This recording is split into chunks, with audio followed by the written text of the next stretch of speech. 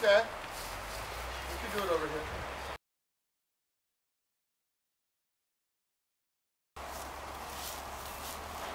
It's a fun one.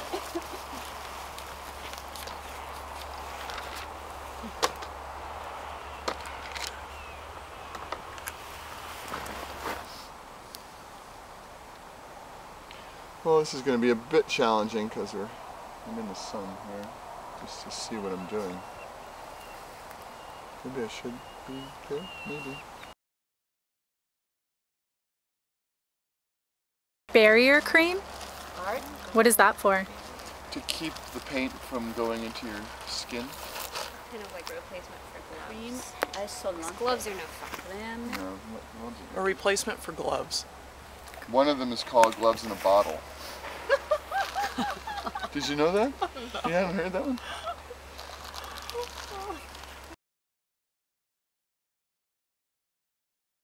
Medium-sized brush and a lot of paint, and just kind of slather it on.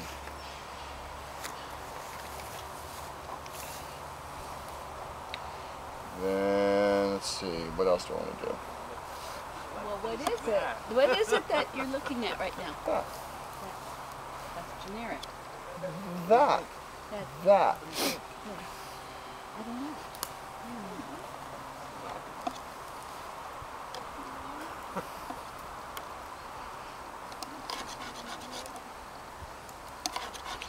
Then I'm going to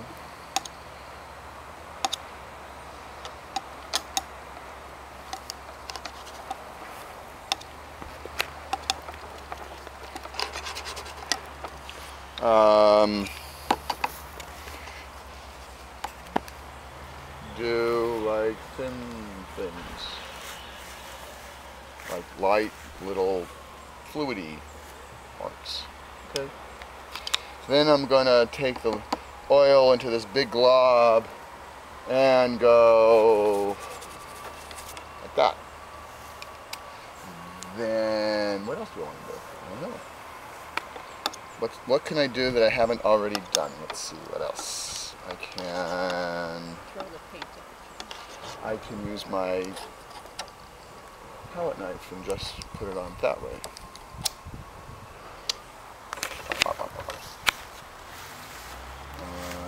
What else can I do? Let's see. That was bopping around.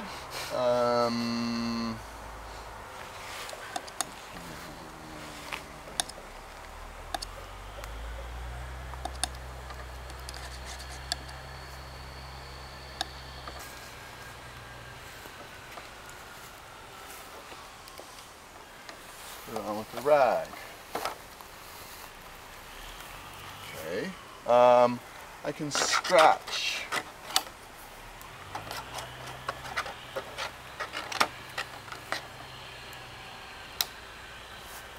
Okay, that's fine. What else can I do? How about, let's go straight out of the tube. Okay, fun. What else can I do? Let's see. Oh, I got one.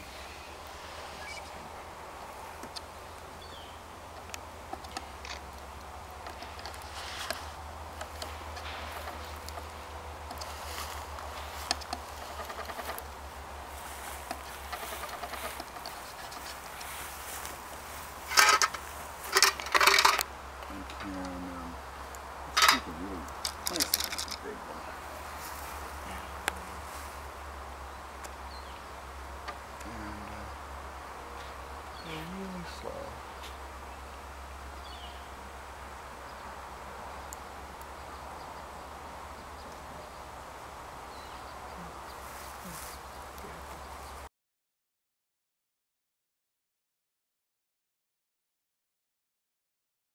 And I'm relating to what I'm seeing, but my means of construction is I'm surprising myself each time. I'm letting the paint stay paint because I'm beforehand, I'm thinking about, I'm definitely trying to get the tone, but the way I'm putting on the paint, I'm allowing paint to collide and surprise me.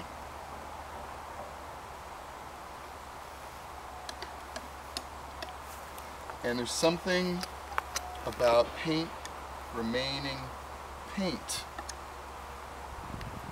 even as we work it in relation to something that we're observing.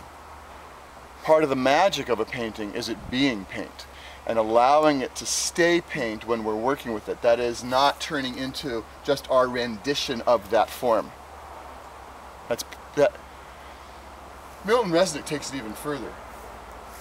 And he talks about the importance of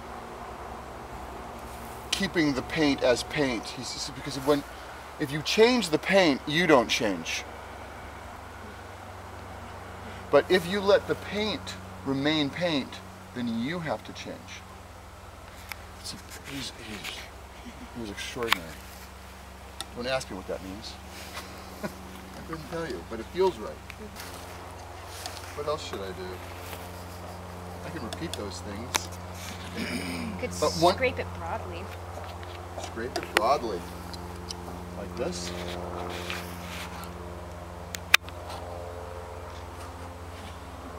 Now flip it back over and use what you just gathered. This? Yeah.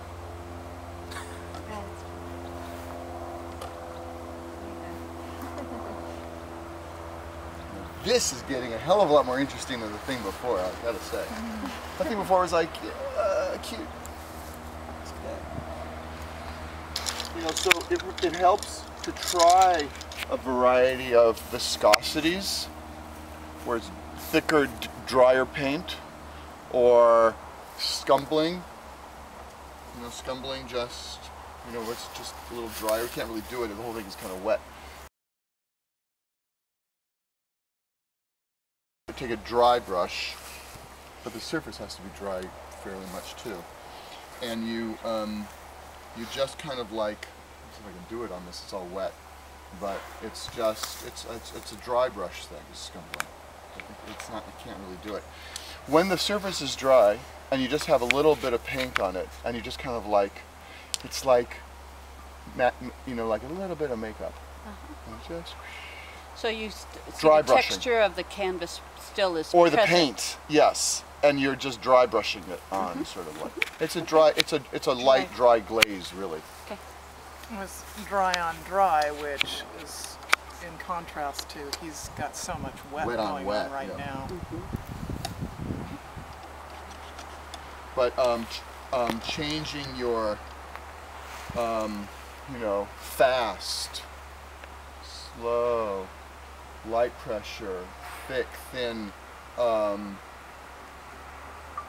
palette knife, tube, rag, you know, just the variety. And notice when you're repeating your mark. Chances are, if you're just working, you're going to be repeating your mark, because that's what we do. And stop and shift gears. So if you've done the same mark 2 or 3 times, stop. Do a different mark, and then do a different mark, and keep changing it up.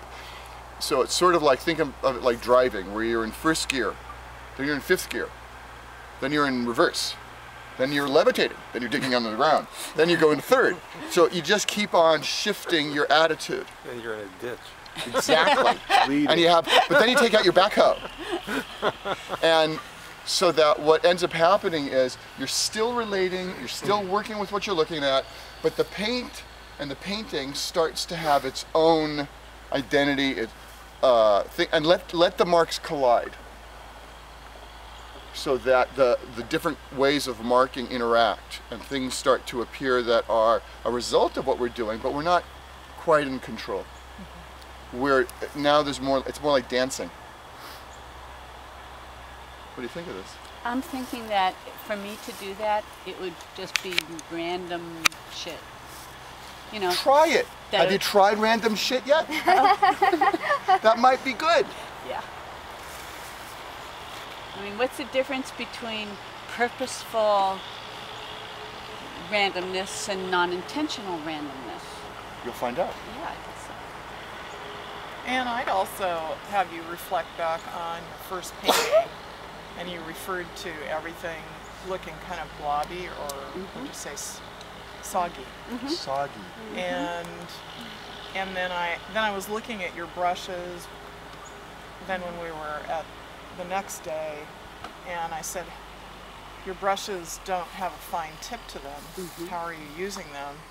And you were using your brush like this, all over your painting. And what you've seen Jordan do today is he's doing this. He did that. The other thing I noticed is, and I'm doing it, is I'm laying the brush parallel, or and I'm pulling it across. I'm not always like this. Oh yeah, let's see. Also, right? So what happens if I'm extend it back. really all the way back to barely reach it? What does that do? What kind of mark is that? Or 1 foot. And Gail made us come in with a long stick or rod, and then we taped the brush to the end of that. And we had to stand back The Matisse thing. And try and paint with it. So you had lost a lot of control just from the standpoint of you'd increased your distance from. But you also could see the overall image more clearly. And if you had a larger canvas then, Right. and you finally figured out the touch of how to manipulate the end of the brush, then it was very exciting. You know, and she works so delicately, some of those marks, Yeah. and so forcefully. I mean, she really varies her touch, her marks. So that's the assignment. I urge you to try to be mindful of shifting your mark, even if you don't feel like it. Just to see what happens, right? To take it as an opportunity, just to see if you just keep on shifting and say, okay, what else didn't I do? Oh, what about straight from the tube? Or rag, or, right, just keep on, oh, I haven't really used this medium, I brought it along, what does that do?